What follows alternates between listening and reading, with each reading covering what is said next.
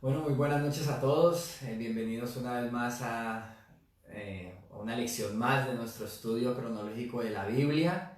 Qué bueno que nos estén acompañando una noche más. Qué bueno que nos podamos reunir una vez más. Que de verdad continuemos aprovechando este tiempo de aislamiento para conocer lo que Dios nos quiere decir a través de la Biblia.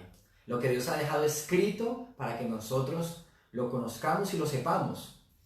Eh, Hoy arrancamos la lección 20.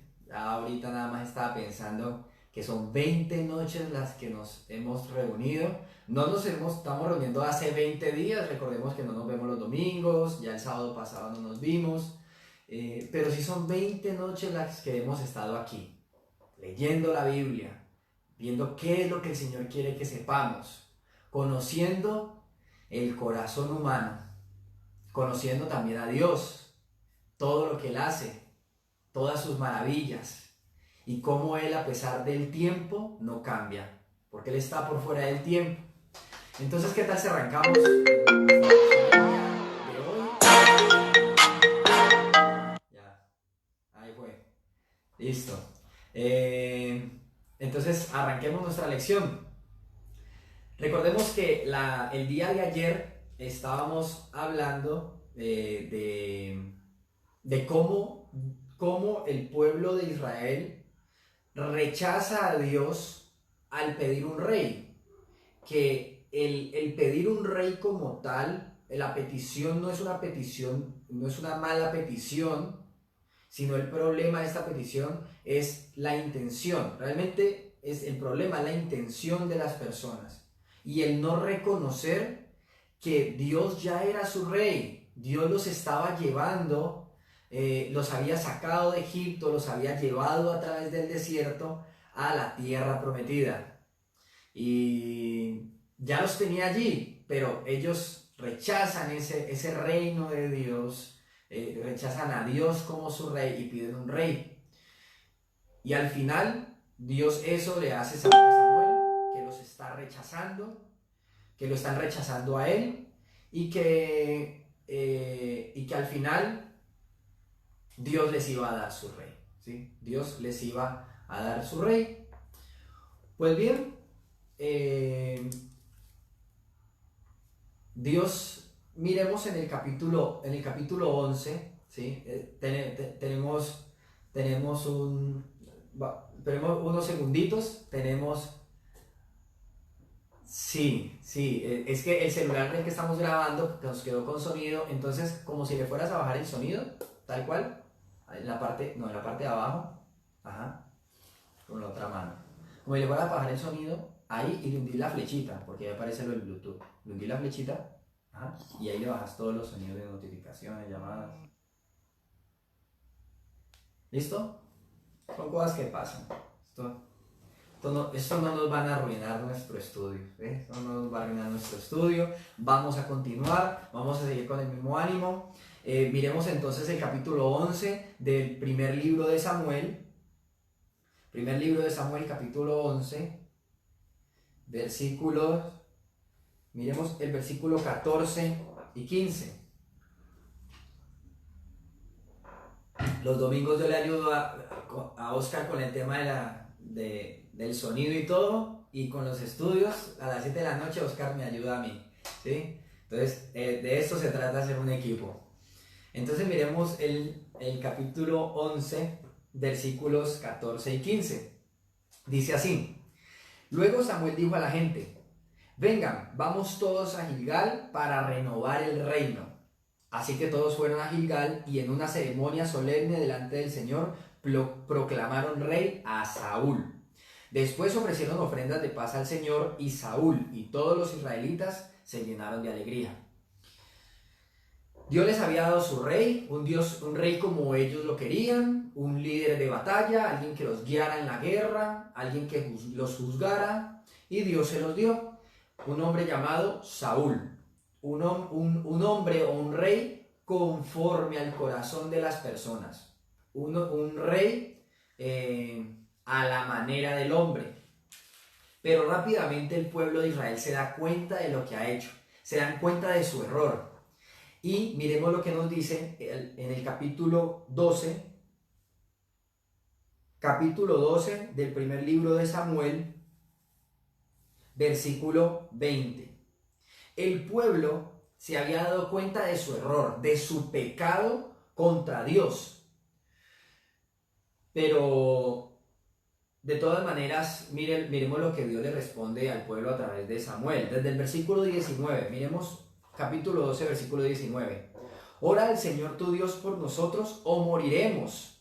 Le dijeron a Samuel, a nuestras faltas hemos agregado el pecado de pedir un rey. Ellos no solamente se están reconociendo como pecadores, sino que estaban reconociendo que habían sumado un pecado más o una falta más a su pecado, y era el haber pedido un rey. Y miren que ellos conocen a Dios, a pesar de haberlo rechazado. Ellos sabían muy bien cómo obraba Dios, sabían que estaban delante de un Dios santo y justo, y ellos temen por su vida. Ruega por nosotros o moriremos. ¿Y qué le responde Samuel? Versículo 20.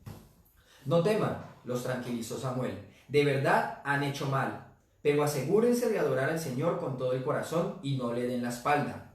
No vuelvan a rendir culto a ídolos despreciables que no pueden ayudarlos o rescatarlos. Son completamente inútiles. Miren lo que les está diciendo Samuel aquí a ellos respecto a los dioses falsos que ellos se habían hecho, respecto a los ídolos que ellos estaban adorando. Les dice que estos dioses son inútiles, no pueden ayudarlos o rescatarlos. Y de hecho vamos a ver eso ahorita en unos minutos. Pero Samuel continúa y nos dice, y le dice al pueblo, el Señor no abandonará a su pueblo, porque eso traería deshonra a su gran nombre, pues le agradó al Señor hacerlo su pueblo. En cuanto a mí, ciertamente no pecaré contra el Señor al dejar de orar por ustedes, y seguiré enseñándoles lo que es bueno y correcto. Por su parte, asegúrense de temer al Señor y de servirlo fielmente. Piensen en todas las cosas maravillosas que Él ha hecho por ustedes, pero si siguen pecando, ustedes y su rey serán destruidos. Palabras serias, palabras fuertes. Dios lo que está diciendo a través de Samuel es, ellos ya pidieron el rey, pero Dios, y aunque fue una petición mala, porque estaban rechazando a Dios como rey, Dios podía utilizar esa petición de ellos. Dios podía utilizar este reino humano, podía utilizar a este rey humano. Pero les dice que ellos deben vivir a la manera de Dios, deben servir a Dios fielmente, temer al Señor, vivir una fe a la manera de Dios, vivir a la manera de Dios. Porque, dice, pero si siguen pecando, ustedes y su rey serán destruidos. Dios deja muy claro cuál sería la consecuencia del pecado, la misma que ha sido desde el principio. Pero entonces, ya tienen su rey, tienen una advertencia respecto a esto. Saúl al principio, el rey que Dios les había dado, Saúl se comportó a la altura, fue fiel, pero rápidamente se rebeló, ¿sí? Rápidamente su rebeldía lo llevó a actuar y pareciera una rebeldía inocente. Miremos el capítulo 13, versículo 10. Capítulo 13, versículo 10. Para contextualizar un poco la situación, resulta que cuando ellos iban a la guerra, Saúl ya lideraba la guerra de los israelitas. Ellos igual le pedían a Dios. Recordemos que se habían arrepentido y entonces comenzaron a adorar a Dios y a buscar de verdad hacer las cosas a la manera de Dios. Entonces reconocían que aunque ya tenían un rey, quien los libraba de la guerra, de las batallas, quien los sacaba victoriosos, era Dios. Entonces antes de cada batalla ellos buscaban a Dios, ¿sí? Buscaban el acompañamiento de Dios, buscaban el favor de Dios a través de la manera que Dios había establecido: fe, sacrificio, sangre. Entonces ellos presentaban una ofrenda, derramaban sangre de un animal, de un cordero, y así tenían el favor de Dios o Dios se agradaba de ellos. Ellos mostraban la confianza que tenían en Dios y Dios los ayudaba, ¿sí? Pero, hubo una batalla, nos dice entonces lo que vamos a leer. Resulta que Saúl va a la guerra y Samuel le dice, ve, yo voy después, ¿sí? Espérame para presentar la ofrenda. Saúl dice que esperó 7 días Saúl a Samuel, Samuel nada que llegaba, y entonces comenzó a desesperarse y más bien pidió que trajeran la ofrenda y él mismo la presentó, ¿sí? Él llegó, presentó la ofrenda al Señor buscando el favor de Dios para la guerra, y nos dice el versículo 10, que es donde nos encontramos, dice, precisamente cuando Saúl terminaba de sacrificar la ofrenda quemada, llegó Samuel. Saúl salió a recibirlo, pero Samuel preguntó, ¿qué has hecho? Saúl le contestó, vi que mis hombres abandonaban y que tú no llegabas cuando prometiste, y que los filisteos ya están en Micmas, listos para la batalla. Así que dije, los filisteos están listos para marchar contra nosotros en Gilgal, y yo ni siquiera he pedido ayuda al Señor, de manera que me vi obligado a ofrecer yo mismo la ofrenda quemada antes de que tú llegaras. Ahora, uno podría decir, qué fe la de Saúl. Él no podía arrancar la batalla, él no podía ir a la guerra sin buscar el favor de Dios. Uf, tremendo, muy bien. Pues bien, no es muy bien, ni siquiera es bien. Lo que acababa de mostrar Saúl era una fe a la manera del hombre. ¿Pero por qué? ¿Qué fue lo que pasó? Bueno, recordemos que Dios ya había establecido el sacerdocio. Si recuerdan, ya había instituido el sacerdocio cuando mandó a construir el tabernáculo y que los levitas fueran los sacerdotes. Pues una de las cosas que cambiaron con el sacerdocio, bien lo recordamos, es que ya únicamente los sacerdotes podían presentar las ofrendas. Ya las personas por sí solas no podían hacerlo. Las únicas personas que se les permitía presentar las ofrendas a Dios o los sacrificios eran los sacerdotes, y quien fuera a presentar una ofrenda debía llevarse al sacerdote y el sacerdote la presentaba. Una persona, os repito, por más rey que fuera, no podía presentar la ofrenda. ¿Y qué estamos viendo aquí? A Saúl presentando la ofrenda. Pero entonces vamos a ver, entonces ya vimos por qué la presentó. Porque él se estaba estresando, se estaba preocupando, ¿sí? Él llegó al punto de preocuparse tanto de que dice él que se vio obligado a presentarla. O sea que si estaba preocupado en la guerra, ¿en dónde estaba su confianza? ¿En Dios o en sus propias fuerzas? Vemos que Saúl estaba buscando el favor de Dios, pero únicamente eso.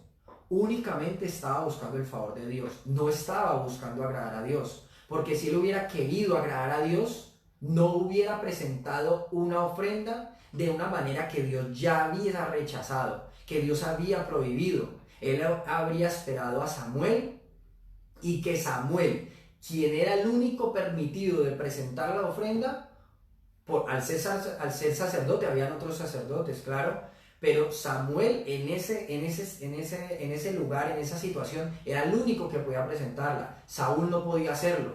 Entonces estaba acercándose a Dios a la manera del hombre. Y con algo que Dios había establecido, sangre, sacrificio, es verdad, pero a la manera del hombre, porque eso dejó ver la motivación del corazón.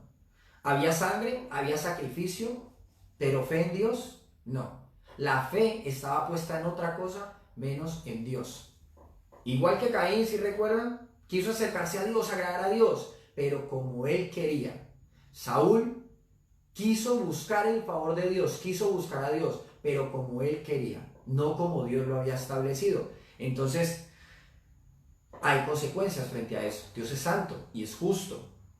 Y miremos lo que le responde Samuel en el versículo 13. Más claro no puede expresarlo. ¡Qué tontería!, le respondió Samuel. No obedeciste al mandato que te dio el Señor tu Dios. Si lo hubieras obedecido, el Señor habría establecido tu reino sobre Israel para siempre. Pero ahora tu reino tiene que terminar, porque el Señor ha buscado un hombre conforme a su propio corazón. El Señor ya lo ha nombrado para ser líder de su pueblo, porque tú no obedeciste el mandato del Señor. ¿Cuál había sido el mandato? Esperar a Samuel para presentar la ofrenda. Y es que únicamente Samuel podía presentarla, Saúl no. Y por esta razón le dice Dios a través de Samuel que él ya había quitado el reino de Saúl. Saúl iba a seguir siendo rey, ¿sí? Ante las personas iba a seguir siendo el rey e iba a cumplir su reino. Su reino iba a durar hasta que muriera. Pero Dios le quería dar un reino para siempre. Pero eso sí estaba condicionado por la obediencia de Saúl. Y Saúl no obedeció. Saúl mostró una fe a la manera del hombre. Y Dios dijo a través de Samuel que él ya había conseguido el reemplazo de Saúl. Ya había encontrado, ya había buscado un hombre conforme a su propio corazón. Y ya lo ha nombrado para ser el líder de su pueblo. Pues bien, vamos a ver precisamente el nuevo líder. Vamos a ver quién sería el nuevo rey cuando Saúl muriera. Miremos el capítulo 16. Estamos todavía ahí en 1 de Samuel. Capítulo 16. Miremos desde el versículo 1 en adelante. Dice así: Ahora bien, el Señor le dijo a Samuel: ya has hecho suficiente duelo por Saúl. Lo he rechazado como rey de Israel. Así que llena tu frasco con aceite de oliva y ve a Belén. Busca a un hombre llamado Isaí que vive allí, porque he elegido a uno de sus hijos para que sea mi rey. Pero Samuel le preguntó: ¿cómo puedo hacerlo? Si Saúl llega a enterarse, me matará. Lleva contigo una novilla, le contestó el Señor, y di que has venido para ofrecer un sacrificio al Señor. Invita a Isaí al sacrificio, y te mostraré a cuál de sus hijos ungirás para mí. Así que Samuel hizo como el Señor le indicó. Cuando llegó a Belén, los ancianos del pueblo salieron a su encuentro temblando. ¿Qué pasa?, le preguntaron. ¿Vienes en son de paz? Sí, contestó Samuel. Vine para ofrecer un sacrificio al Señor. Purifíquense y vengan conmigo al sacrificio. Luego Samuel realizó el rito de purificación para Isaí y sus hijos, y también los invitó al sacrificio. Cuando llegaron, Samuel se fijó en Eliab y pensó: seguramente este es el ungido del Señor. Él nada más con verlo dijo: este debe ser. No, este debe ser no. Este seguramente es el ungido del Señor, o sea, el que Dios ha escogido para ser rey. ¿Por qué Samuel expresó esto sin que ni siquiera Dios se lo hubiera mencionado? Porque Samuel se estaba dejando llevar por las apariencias. ¿Cómo habían escogido a Saúl? Por las apariencias.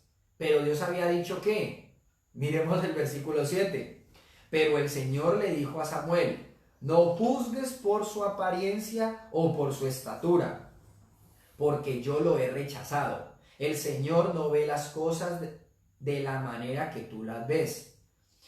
La gente juzga por las apariencias, pero el Señor mira el corazón. Y esto es muy importante. Es algo que hemos visto a lo largo de la historia. El Señor mira el corazón. ¿Y qué había pasado con Saúl? Físicamente cumplía con las condiciones para un rey, para un buen rey. Pero el corazón, su corazón, estaba completamente apartado de Dios. Él quería agradar a Dios a la manera del hombre. Y nos dice que el siguiente rey, el que Dios iba a poner, ese sí iba a ser conforme a su corazón. O sea, un hombre conforme al corazón de Dios, un hombre que hiciera las cosas a la manera de Dios, que su confianza estuviera puesta en Dios. Entonces nos dice el versículo 8, Isaí le dijo a su hijo Abinadab que caminara delante de Samuel. Pero Samuel dijo: este no es el que el Señor ha elegido. Después Isaí llamó a Simea, pero Samuel dijo: tampoco es este a quien el Señor ha elegido. De la misma manera, Isaí le presentó sus 7 hijos a Samuel, pero Samuel le dijo: el Señor no ha elegido a ninguno de ellos. Después Samuel preguntó: ¿son estos todos los hijos que tienes? Queda todavía el más joven, contestó Isaí, pero está en el campo cuidando las ovejas y las cabras. Manda llamarlo de inmediato, dijo Samuel. No nos sentaremos a comer hasta que él llegue. Entonces Isaí mandó a buscarlo. El joven era trigueño y apuesto, y de hermosos ojos. Y eso es importante, el joven todavía era un muchacho. Y el Señor dijo: este es, úngelo. O sea, identifícalo como. ¿Cómo qué? Como el próximo rey.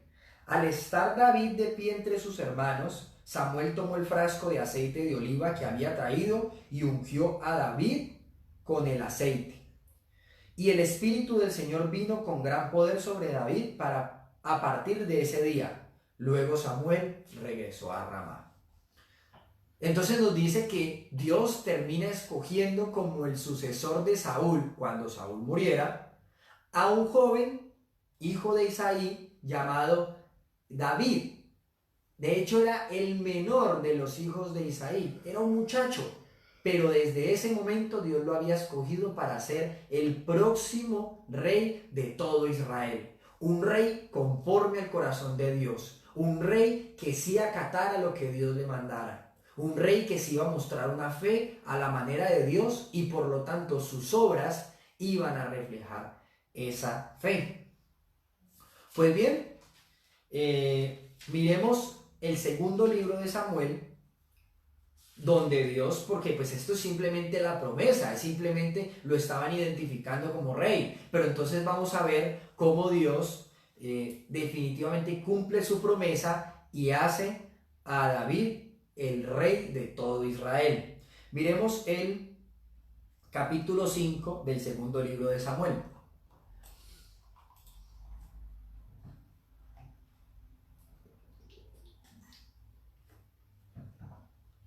Capítulo 5, versículo 4, versículo 3 y 4. Dice así: de modo que allí en Hebrón el rey David hizo un pacto ante el Señor con todos los ancianos de Israel y lo ungieron rey de Israel. David tenía 30 años cuando comenzó a reinar y reinó 40 años. Qué interesante que nos menciona la edad en la que David comienza a reinar. No nos mencionó, ni la Biblia no nos menciona qué edad tenía cuando lo ungen, pero sí nos dice que era un joven, era un muchacho, lo cual lo pondría en probablemente menor de 20 años. Y mientras Saúl no pudo esperar un par de días a Samuel y así obedecer lo que Dios le había mandado, e hizo todo a la manera del hombre y en sus propias fuerzas presentó la ofrenda a Dios, lo cual fue completamente rechazado, lo cual no fue aceptado por Dios. Vemos a un David que pasa años con una promesa, que pasa años siendo identificado como el próximo rey de Israel, pero que no toma el reino por sus propias fuerzas, por sus propias manos. Descansa en el Señor. Miren que él ya tiene la promesa, pero él descansa en Dios. Su confianza está en Dios. Y si Dios le dijo que él iba a ser el rey, que pasaran los años, él un día iba a ser el rey. Y cuando cumplió 30 años, David ahora era el rey de todo Israel. El rey David. De pronto estamos un poco familiarizados con este nombre o este hombre, ¿sí? Pues ya vemos de dónde viene, ¿sí? Hemos visto toda la historia de sus antepasados, de dónde salió este rey David, un muchacho, un pastorcito de ovejas. Ahora era el rey David, el rey de todo Israel. Miremos una promesa que Dios le hace a David, bastante interesante, bastante importante. Diría que una de las cosas más importantes en la vida de David. Cuando Dios lo unge como rey de todo, cuando Dios lo pone ya como rey de todo Israel, le hace una promesa. Dios hace un pacto con David. Y miremos el versículo, el capítulo 7,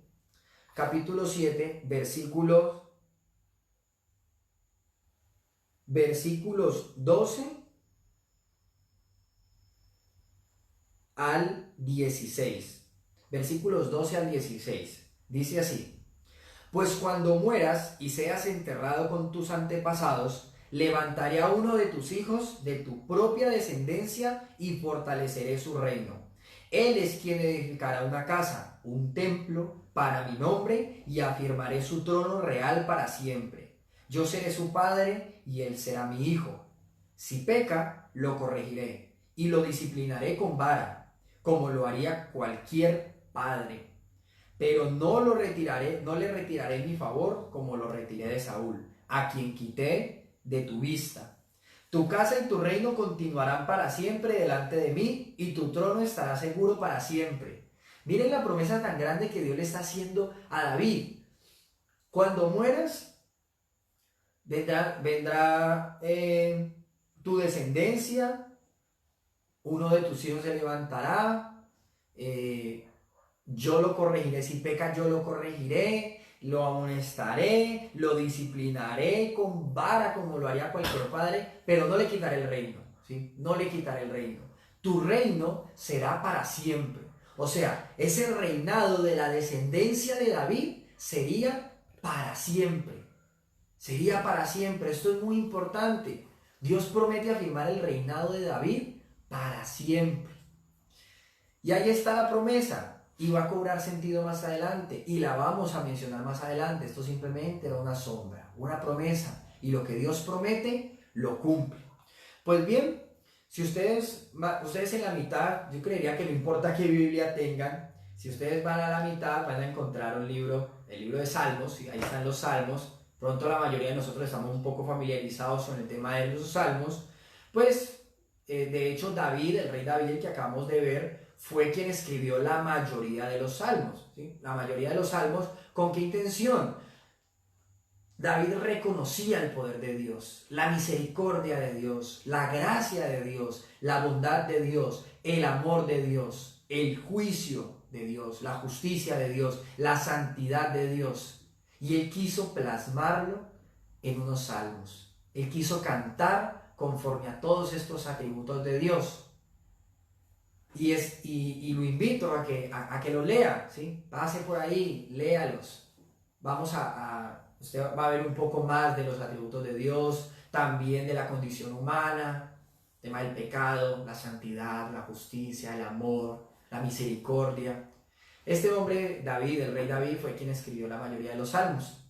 Pero entonces nuestra historia no va a quedar ahí. David, el rey David, es simplemente un personaje dentro de toda la historia. Y cuando David muere, su reino pasa a su hijo, como Dios lo había prometido, y el hijo de David, quien reinó en lugar de David, se llamaba Salomón. De pronto usted también ha escuchado de este hijo, de este rey, ¿sí? El rey Salomón se caracterizaba por su sabiduría. Dios, cuando lo pone como rey de todo Israel, le concede una petición, y este rey Salomón pide sabiduría. Y nos dice la Biblia que ha sido el hombre más sabio en toda la historia de la humanidad. Pero eso no es lo que queremos resaltar de Salomón en esta historia. Queremos resaltar es algo que él hizo, algo que él construyó durante su reinado, y está en el primer libro de Reyes. El siguiente libro, ¿sí? Ahí el siguiente libro, el librito que encontramos, el primer libro de Reyes, el capítulo 6, versículo 1. Dice así, primer libro de Reyes, capítulo 6, versículo 1. Fue a mediados de la primavera, en el mes de Zif, durante el 4º año de su reinado, que Salomón comenzó a construir el templo del Señor. Habían pasado 480 años desde el día en que el pueblo de Israel fue rescatado de su esclavitud de la tierra de Egipto. Ya habían pasado 480 años desde aquel maravilloso suceso y este despliegue de las maravillas del poder de Dios al liberar a su pueblo Israel de la esclavitud de Egipto. Y nos dice que Salomón construyó el templo, ¿sí? Salomón construyó el templo del Señor. Este templo iba a ser una representación un poco más amplia, un poco más bonita, más maravillosa que el tabernáculo que habían construido en el desierto, ¿sí? Era simplemente el propósito principal del templo era el mismo que el tabernáculo. Dios con el tabernáculo, recordemos que lo había mandado a construir porque Él quería habitar en medio de su pueblo, y dio una serie de instrucciones frente a este tabernáculo. Pues bien, con el templo Dios había hecho lo mismo. Aunque Salomón quería construirlo, Dios dio las instrucciones precisas de cómo debía ser el tabernáculo. Él no lo había dejado al criterio del hombre. él no lo había dejado al criterio de Salomón. Debía construirse tal como el Señor lo había mandado, porque también era una sombra de lo que habría de venir. Y algo a resaltar de este templo, que como bien habíamos mencionado, o hemos mencionado, era parecido al tabernáculo, pues por dentro era similar, ¿sí? ¿Sí recuerdan qué había dentro del tabernáculo? ¿Cómo se distribuyó el tabernáculo adentro? ¿Cuál era su distribución? ¿Se recuerdan? El lugar santo y el lugar santísimo. ¿Y qué los dividía? El velo, ¿no? El velo, una cortina, dividía el lugar santo del lugar santísimo. ¿Y qué había del lugar santísimo? ¿O qué habitaba en el lugar santísimo? El Señor, ¿no? En el lugar santísimo estaba la presencia de Dios. Y entonces cuando se construye el templo, ya dejan de utilizar el tabernáculo, se desarma y ahora todo lo van a hacer en el templo. La presencia del Señor estaba en el lugar santísimo, en el templo, en medio de su pueblo Israel. Ahí se presentaban las ofrendas, ahí servían los levitas, que eran los sacerdotes del Señor.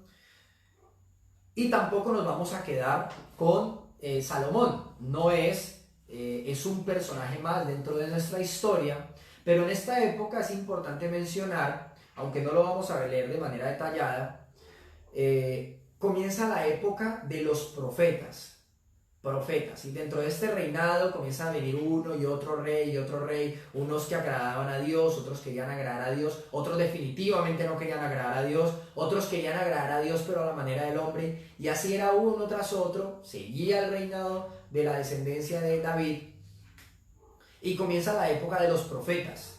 ¿Quiénes eran los profetas? No es nada místico, ¿sí? Un profeta era simplemente un hombre que hablaba de parte de Dios. Una persona que tenía un mensaje que Dios quería transmitir a su pueblo. Ese era un profeta. Alguien enviado por Dios, alguien que hablaba de parte de Dios.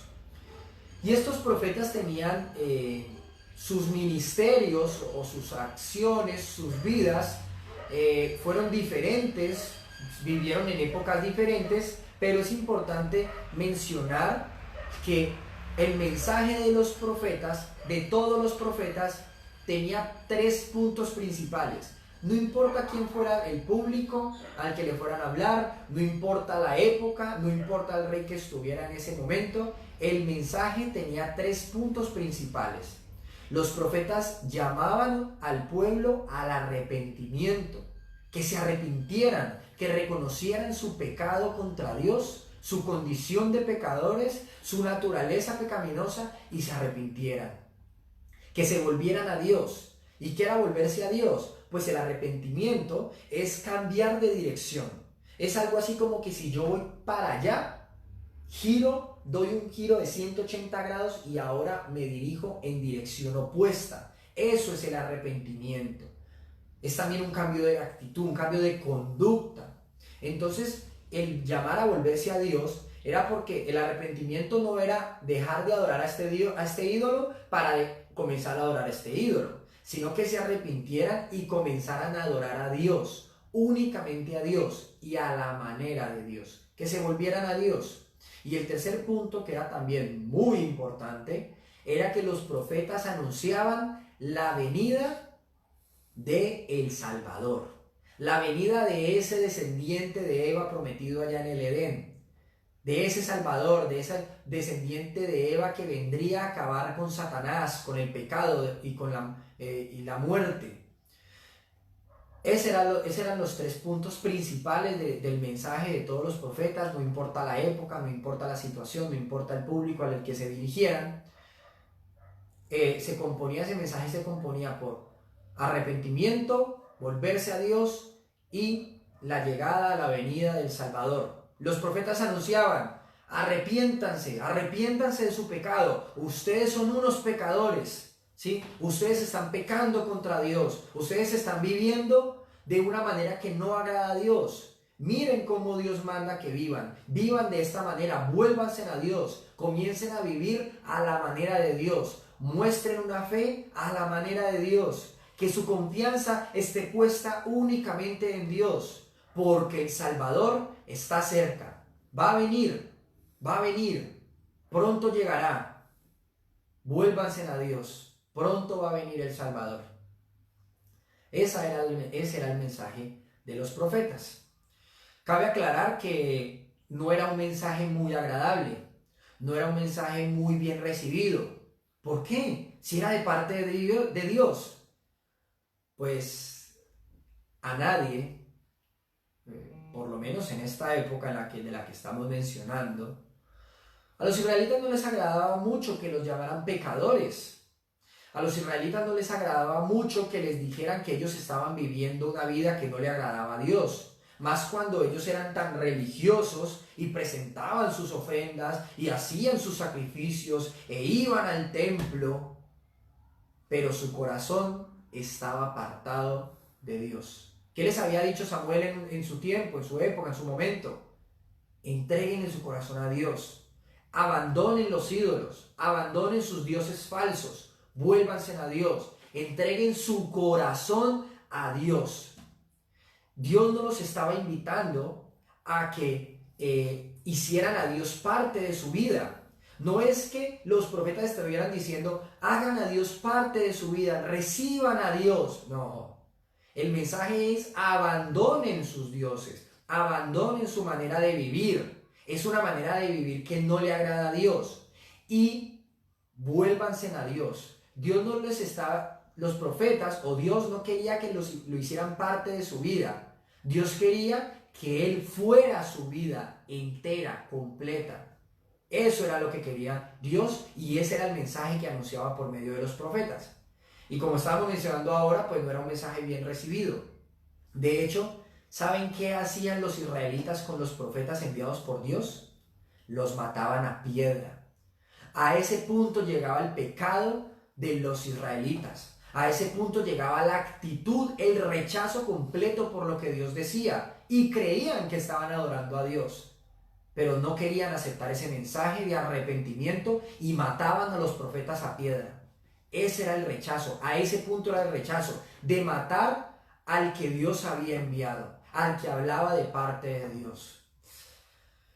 Pues bien, para hablar un poco de los profetas encontramos varios profetas, pero quiero mencionar la vida de uno, ¿sí? En esta lección quiero mencionar la vida de un profeta y más que mencionar la vida, quiero mencionar una situación de su vida, ¿sí? Algo que ocurrió en su ministerio. Miremos el primer libro de Reyes, ahí donde estábamos, miremos el capítulo 18. Un profeta llamado Elías. De pronto usted está un poco familiarizado con él o lo ha escuchado. El profeta Elías. Pues aquí nos encontramos con el profeta Elías, quien hablaba de parte de Dios. Y él profetizaba o hablaba de parte de Dios en la época en la que el rey era Acab, ¿sí? El rey se llamaba Acab. Y no lo vamos a mencionar, no vamos a contextualizar mucho en la situación. Ya el mismo pasaje se va a encargar de contextualizarlo. Pero entonces, teniendo en cuenta que el rey era Acab, miremos el capítulo 18, versículo 16. Capítulo 18, versículo 16. Dice así: Entonces Abdías fue a decirle a Acab que había aparecido Elías. Así que Acab fue a encontrarse con él. Cuando Acab vio a Elías, o sea, el rey, exclamó: Así que realmente eres tú el alborotador de Israel. Ya van viendo en qué concepto tienen a los profetas del Señor, ¿no? En qué concepto tienen a los que hablan de parte de Dios. Alborotador. ¿Y qué le responde Elías? Versículo 18. Yo no le he causado ningún problema a Israel, respondió Elías. Tú y tu familia son los alborotadores, porque se negaron a obedecer los mandatos del Señor y en cambio han rendido culto a las imágenes de Baal. Miren lo que le está diciendo Elías, que él no es el que está llevando al pueblo a los problemas, que él no es el que está llevando al pueblo a preocuparse, a vivir como están viviendo, que es el rey y su familia, ¿sí?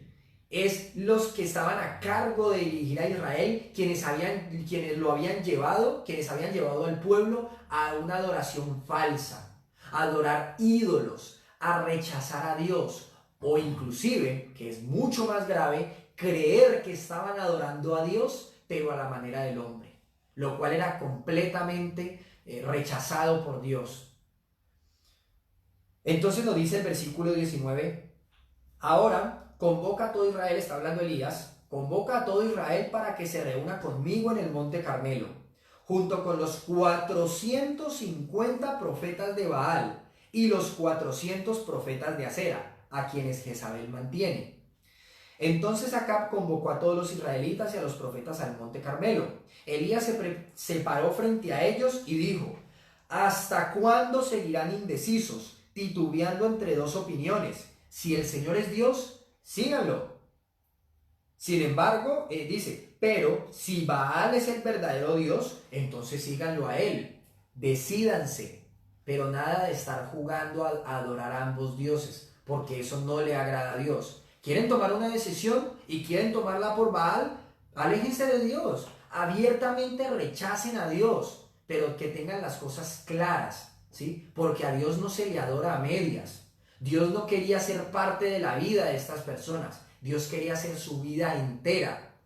Y si lo iban a adorar a medias, Dios está diciendo que eso es como si no lo adoraran. Adorar a Dios a medias es no adorarlo en lo absoluto. Entonces que tomaran una decisión. Y nos dice que la gente, dice, sin embargo, la gente se mantenía en absoluto silencio. Entonces Elías les dijo, yo soy el único profeta del Señor que queda, pero Baal tiene 450 profetas. Ahora traigan dos toros. Los profetas de Baal pueden escoger el toro que quieran, que luego lo corten en pedazos y lo pongan sobre la leña de su altar, pero sin prenderle fuego. Yo prepararé el otro toro y lo pondré sobre la leña del altar, y tampoco le prenderé fuego. Después invoquen ustedes el nombre de su Dios, y yo invocaré el nombre del Señor. El Dios que responda enviando fuego sobre la madera, ese es el Dios verdadero. Y toda la gente estuvo de acuerdo. Listo, perfecto. Vamos a ver quién es el Dios verdadero, ¿sí? Si recordamos lo que había dicho Samuel de los dioses falsos de Israel, ¿no? Estos ídolos. Recordemos por allá cuando Samuel estaba diciendo al pueblo que había rechazado a Dios como su rey, que había dicho, dejen a estos dioses, a sus ídolos falsos. Ellos son inútiles, ellos no pueden ayudarlos, no pueden hacer nada. Pues vamos a ver precisamente eso. Dice el versículo 25, así que Elías dijo a los profetas de Baal, empiecen ustedes, porque son muchos, escojan uno de los toros, prepárenlo e invoquen el nombre de su Dios, pero no prendan fuego a la leña, ¿sí? Arranquen ustedes son más, arranquen ustedes, cojan su toro, dice córtenlo, prepárenlo, pónganlo encima de su altar, pero no pueden prenderle fuego, ¿no? Solamente pueden rogarle a su Dios, pueden rogarle a Baal y que sea Baal quien envíe fuego y prenda la ofrenda, ¿no? Prenda este sacrificio. Entonces dice el versículo 26 que ellos prepararon uno de los toros y lo pusieron sobre el altar. Después invocaron el nombre de Baal desde la mañana hasta el mediodía gritando, ¡oh Baal, respóndenos! Pero no hubo respuesta alguna. Entonces se pusieron a bailar, cojeando alrededor del altar que habían hecho. Cerca del mediodía, versículo 27, Elías comenzó a burlarse de ellos. Tendrán que gritar más fuerte, se mofaba. Sin duda que es un Dios. Tal vez esté soñando despierto o quizás esté haciendo sus necesidades. Seguramente salió de viaje o se quedó dormido y necesita que alguien lo despierte. Qué manera de burlarse del Dios de estos profetas, de Baal. Elías tenía claro que era un Dios falso, que era de mentiras, que no podía hacer nada, que era un ídolo inútil. Un ídolo, un Dios inútil porque no puede hacer absolutamente nada, no existe, es de mentiras. Versículo 28. Así que ellos gritaron más fuerte y como acostumbraban a hacer, se cortaban con cuchillos y espadas hasta quedar bañados en sangre. Gritaron disparates toda la tarde hasta la hora del sacrificio vespertino. O sea, ya hasta que estaba anocheciendo, pero aún no había respuesta. Ni siquiera se oía un solo sonido. Quedó en evidencia que Baal era un dios inútil porque era falso. No existía. Era un dios falso, inventado por el hombre. Entonces Elías, dice en el versículo 30, llamó a la gente: vengan acá. Así que todos se juntaron a su alrededor, mientras él preparaba el altar del Señor que estaba derrumbado. Tomó 12 piedras, una piedra para representar a cada tribu de Israel, y usó las piedras para reconstruir el altar en el nombre del Señor. Luego cavó una zanja alrededor del altar con capacidad suficiente para 15 litros de agua. O sea, era una zanja bastante amplia, grande. Apiló la leña sobre el altar, cortó el toro en pedazos y puso los pedazos sobre la madera. Luego dijo: llenen 4 jarras grandes con agua y echen el agua sobre la ofrenda y la leña. Una vez que lo hicieron, les dijo: háganlo de nuevo. Cuando terminaron, les dijo: háganlo por tercera vez. Así que hicieron lo que les dijo, y el agua corría alrededor del altar, tanto que hasta colmó la zanja. Y no tenemos que ser expertos en asados o en fogatas para saber que una leña mojada o un carbón mojado, eso no lo prende nadie, ¿sí? Eso no lo prende nadie. Y nos indica precisamente que tanto la leña como el toro quedaron completamente empapados, mojados. Nadie. Y esto era precisamente lo que quería Elías. Absolutamente nadie podía prender esa ofrenda. Era imposible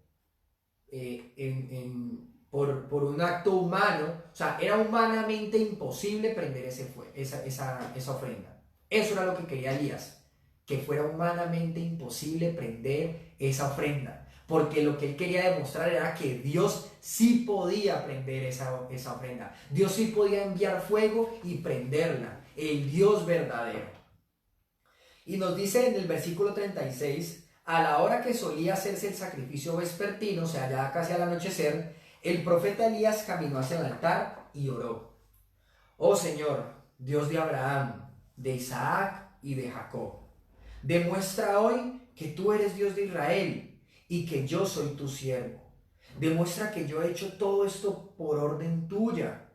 Oh Señor, respóndeme para que este pueblo sepa que tú, oh Señor, eres Dios y que tú los has hecho volver a ti. Miren la oración de Elías. Qué tan diferente lo que estaban haciendo los profetas de Baal. Hasta se laceraban, se cortaron. Dice que quedaron bañados en sangre porque creyeron que de esa manera se podía agradar a Dios, a su Dios.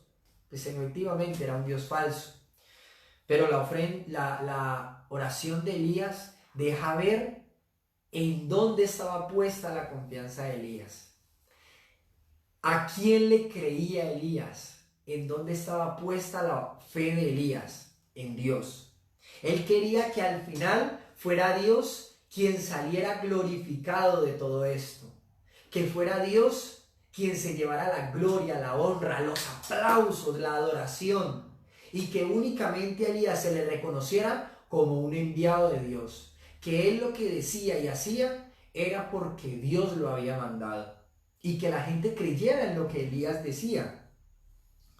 Dice que al instante, versículo 38, el fuego del Señor cayó desde el cielo y consumió el toro, la leña, las piedras y el polvo, hasta lamió toda el agua de la zanja.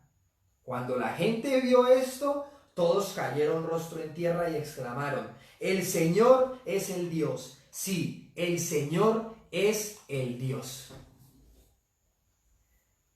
Qué importante que lo que Dios quiere hacer, lo hace. El Señor quería que la gente se volviera a Él y mostró su poder, desplegó su poder y quedó en evidencia, al igual que en Egipto, que los dioses egipcios eran falsos, eran inútiles, que no existían y que solamente él era Dios. De igual manera, con Baal y los dioses que habían levantado los israelitas, los dioses inventados por el hombre eran eso, inventos, que únicamente el Señor era el Dios verdadero. Y la gente exclamó, el Señor, Él es Dios. Sí, el Señor es Dios. Pues bien, hablando de los profetas, y ya con esto vamos a terminar, los mensajes el mensaje que llevaban los profetas, este mensaje de arrepentimiento, de volverse a Dios, de que el Salvador estaba cerca, que iba a venir, anunciaban la venida del Salvador, en ocasiones iba acompañada de profecías. No solamente anunciaban la venida del Salvador, sino que daban profecías de cómo iba a ser, ¿sí? De qué iba a ocurrir cuando viniera el Salvador. Y tres de las muchas profecías que encontramos en la Biblia, vamos a mencionar que tres que encontramos en el libro de Isaías, ¿sí? Libro de Isaías, esto ya está después de Salmos, después de Proverbios, voy a dar unos segundos que se ubiquen. Isaías, capítulo 7.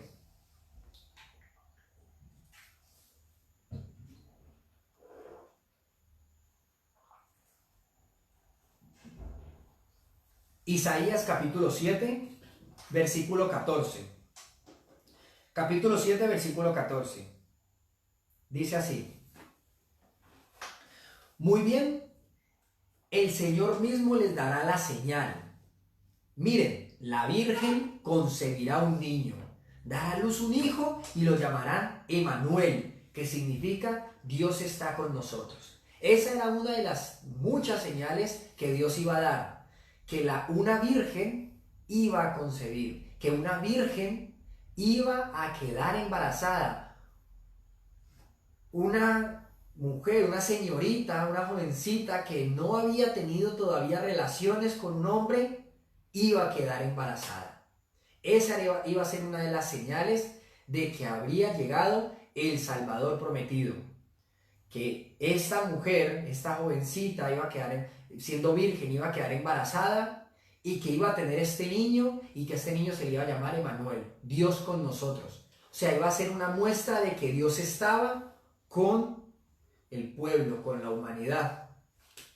Otra de las señales, otra de las profecías la encontramos en el capítulo 9, versículos 6 y 7, que dice así. Capítulo 9, versículo 6.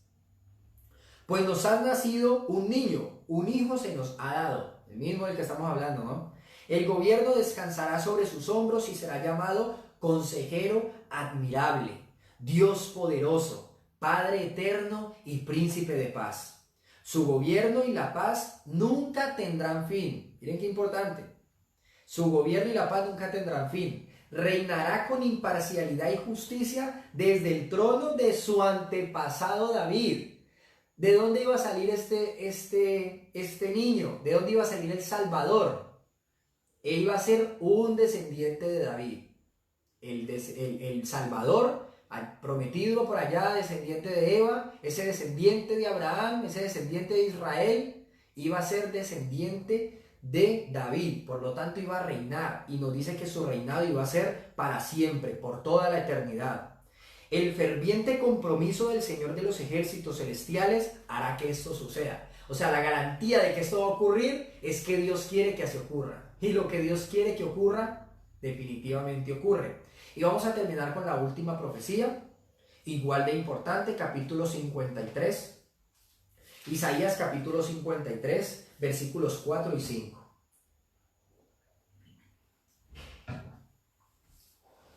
Isaías 53, versículo 4.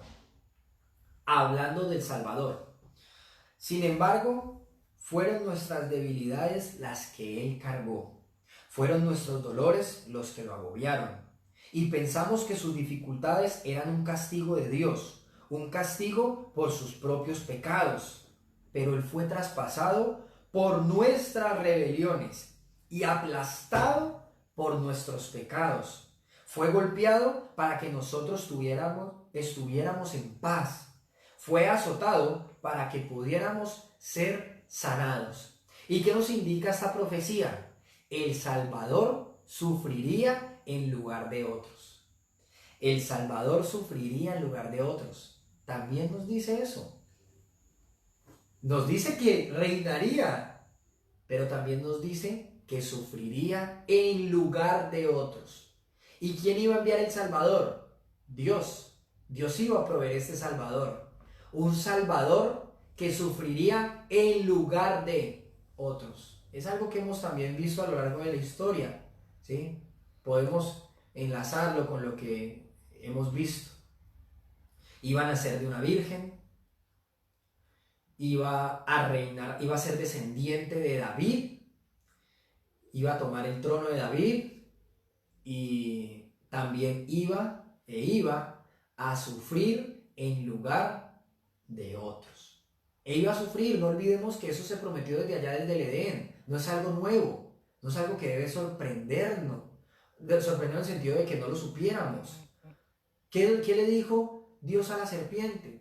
Tú lo morderás en el calcañar, lo morderás en el talón. Tú tendrás la oportunidad de herirlo. Lo anunció desde el Edén, que este Salvador iba a triunfar, iba a acabar con Satanás. Pero en este proceso,